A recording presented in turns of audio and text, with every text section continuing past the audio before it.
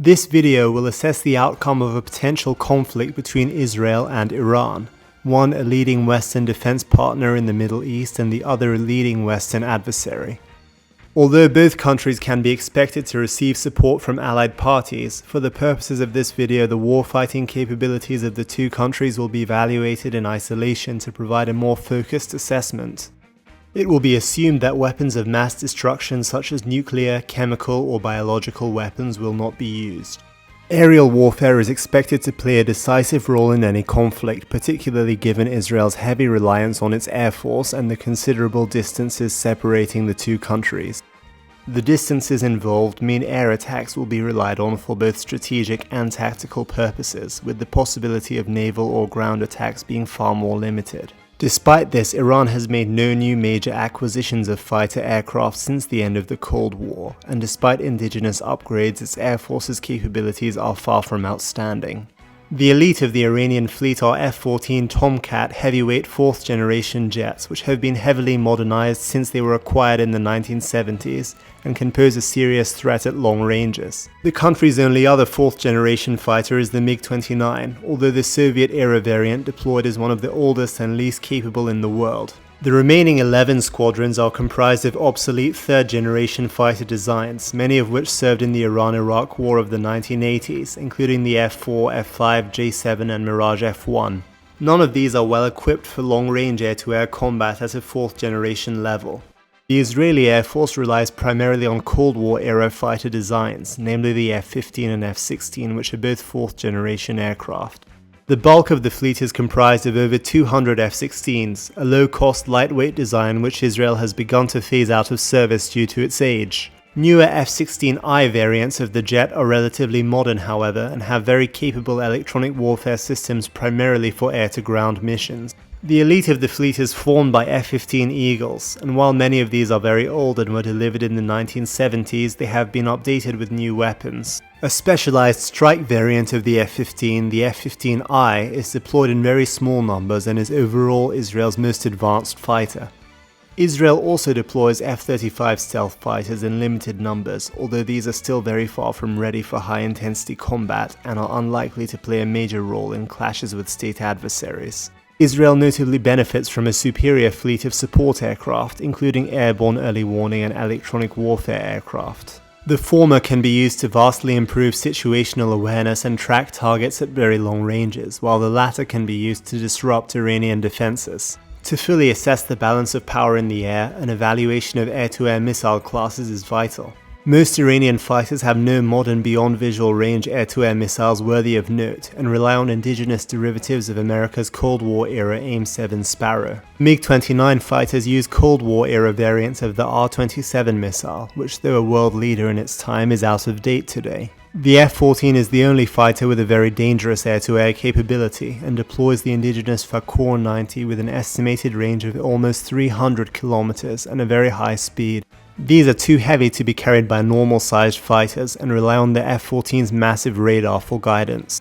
All Israeli frontline fighters are capable of using the AIM-120C air-to-air missile, which benefits from active radar guidance and a longer range than those used by Iranian jets other than the F-14. A notable weakness when compared to other US defense clients is a lack of fully operational fighters equipped with AESA radars and long-range missiles. This means Israeli F-16s are much less potent than the F-16Vs used in the US Air Force. Nevertheless, the AIM-120C missile provides comfortable superiority over the Iranian Air Force in the air-to-air domain. Looking to strike capabilities, Iran deploys 2 dedicated strike fighters which can potentially threaten Israeli territory. These include a squadron each of Su-24M and Su-22 strike fighters. Although they are potentially formidable, Iran lacks the means to viably escort them and prevent Israeli fighters from neutralizing them. Israel has no dedicated strike fighters, but its F-16I and F-15I jets are well suited to standoff air-to-ground missions. Although not as long-range as the missiles carried by the Su-24, the Popeye and Delilah missiles are light and can be deployed in large numbers to threaten Iranian targets from a relatively safe distance. Beyond air-launched weapons, both countries deploy ballistic missiles capable of threatening the other.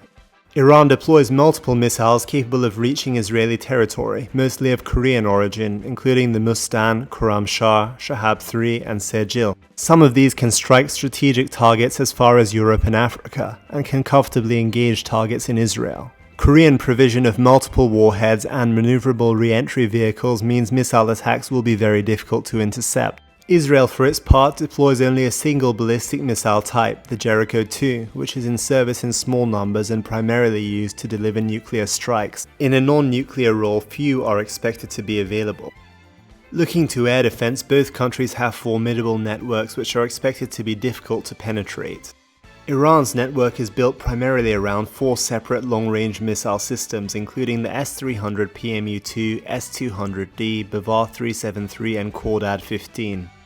The S-300 is the most capable of these, but the S-200 is particularly threatening to larger support aircraft at extreme ranges. These assets are supported by lighter systems such as the Tor M2, Ra'ad, Hawk, and S-75M. Most systems use mobile radar and launch vehicles, making them highly survivable against enemy air attacks. Israel has less air defense assets but is also expected to cover a smaller landmass. The Arrow system is designed specifically for defense against ballistic missiles, while the David Sling system is more versatile. The older Patriot system has questionable reliability but is relied on less as the Sling system enters service in larger numbers. A small number of Hawk short-range systems are also deployed for anti-aircraft missions. Naval warfare is unlikely to play a major role in the conflict as both countries' fleets are based too far away from each other. Neither is in a position to try to enforce a blockade or significantly disrupt the other's shipping. Both fleets are based mainly around submarines, which are intended primarily for defense. Iran deploys 29 submarines, mainly of Korean and Soviet origin, most of which are intended for defense of its own waters. Israel deploys 5 submarines. Some ships from each side can be used for long-range cruise missile strikes, but their contribution will ultimately be limited. Some Israeli surface ships are equipped with Barak 8 surface-to-air missiles which can contribute to defense against ballistic missile attacks.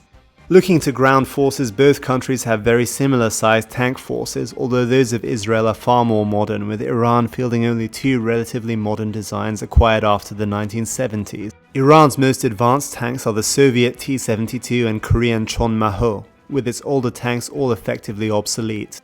In armored engagements, Israel will have a significant advantage if using Merkava 4 tanks. Other than armor, Iran appears to have significant advantages in most measures of its ground forces. This includes more infantry, longer ranged and more numerous artillery, and a much larger special forces. It also benefits from deploying Su-25 attack jets, which are well suited to supporting ground troops at low altitude, with Israel lacking any similar aircraft. Although the number of attack helicopters is roughly equal, Israel has the advantage of much more modern helicopter designs. Israel's infantry are also much more mechanized, meaning they can be redeployed and take to the offensive much more quickly.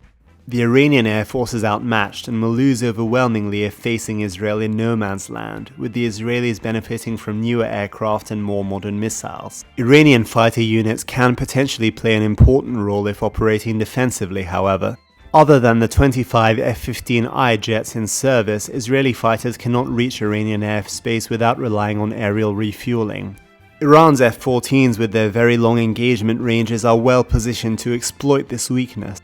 The density of Iran's air defense network will further complicate prospects for Israeli operations in the country's airspace, with systems such as the S-300 posing a very serious threat. These are relied on to largely compensate for the generally poor state of Iranian air units and give it a fighting chance on home turf. With both sides left struggling to strike the other's airspace, Iran may well have the offensive advantage due to its ballistic missile capabilities. These can potentially seriously damage Israeli airfields and other key targets and are much more difficult to intercept than fighters. Iranian stealth drones have also operated in Israeli airspace in the past and proven capable of evading Israeli air defenses. Israel lacks drones with comparable stealth capabilities to retaliate. Stealth drones may well be the most prolific product of Iran's defense sector and can be used for precision strikes and reconnaissance. Despite the significant distances between the two countries, the large-scale participation of ground forces cannot be ruled out. Neither country, however, is well positioned to wage a ground war on the other. Israel has an important advantage due to its superior logistics, more modern armor, and more mechanized infantry, meaning it can better pursue offensive operations beyond its borders. It also has the advantage of total air superiority over no man's land, allowing it to launch strikes on Iranian ground targets. Iranian stealth drones may well be its only assets able to launch airstrikes, as they will be difficult for Israeli fighters to intercept. Iran can make some use of its dedicated strike assets, but its most important material advantages all come from its massive artillery and ballistic missile arsenals, which can be used to place Israeli infantry under heavy fire. Tactical ballistic missiles such as the Hwasong-6 and Fateh 110 can potentially play an important role in wearing down Israeli ground forces despite a lack of air superiority. Deploying these missiles from beyond Iran's borders with advancing troops can also potentially allow Iran to strike Israeli territory itself. Iran can potentially deploy mobile air defense systems such as the S-300 to the front lines with its ground forces to provide some cover against air attacks. This would hardly be a complete defense, but could complicate Israeli air operations and undermine its most important advantage. Ultimately, a clash on the ground would be quite well balanced, and much will depend on Iran's ability to survey Israeli positions to precisely strike them with ballistic missiles and rocket artillery. Its use of stealthy surveillance drones is potentially of significant benefit in this regard. Neither side is expected to gain enough of an advantage to push into the other's territory, with ground clashes relegated to no man's land. Ultimately, the result is likely to be a draw, with neither Iran nor Israel able to gain a major victory. Strategically, Iran may be able to claim a minor victory due to the fact that Israel's population is relatively concentrated in a small number of major cities, and bombarding these with ballistic missiles could cause a long-term crisis for Israel. Looking to the future, the primary changes are expected to occur in the air domain as Iran moves to acquire modern combat aircraft capable of going head-to-head with the Israeli Air Force. The Chinese J-10C fighter is considered a leading candidate to modernize the Iranian fleet. It can go up against the F-16 and F-15 on highly favorable terms, with a better flight performance, more modern radar, and over double the missile range. Israel's F-35s are expected to become fully combat capable by around the middle of the decade, and will place much more pressure on Iran's air defenses due to their advanced electronic warfare and stealth capabilities.